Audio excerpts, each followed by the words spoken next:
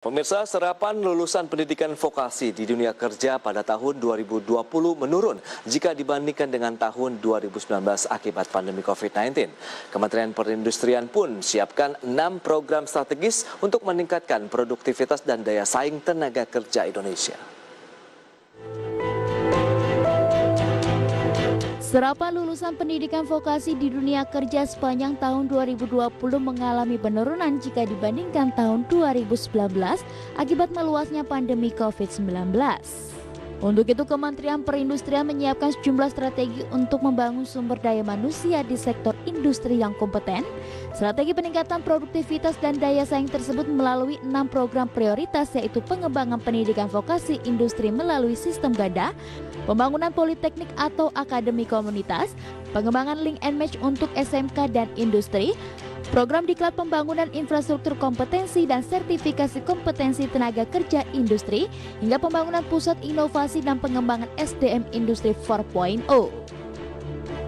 Inspektur Jenderal Kementerian Perindustrian Arus Gunawan menyebutkan serapan lulusan di dunia industri kerja pada 2020 menurun dan mempengaruhi sektor-sektor kerja.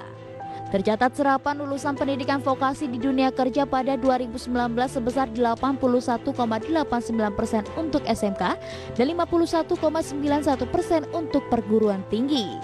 Sedangkan pada 2020 serapan lulusan pendidikan vokasi di dunia kerja sebesar 75,70% untuk SMK dan 47,85% untuk perguruan tinggi.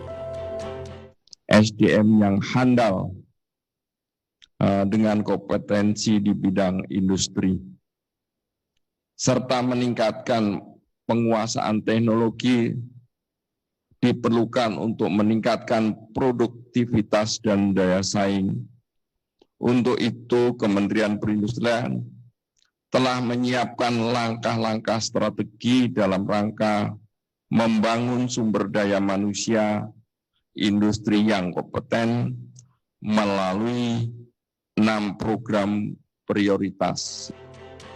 Sementara itu, pemerintah juga terus meningkatkan daya saing baik kemampuan soft skill seperti penguasaan bahasa asing, kemampuan berpikir kritis, analisis inovasi, kepemimpinan, negosiasi serta kerja tim, termasuk di dalamnya penerapan teknologi dan global minded. Dari Jakarta, Ade Firmansyah, IDX Channel.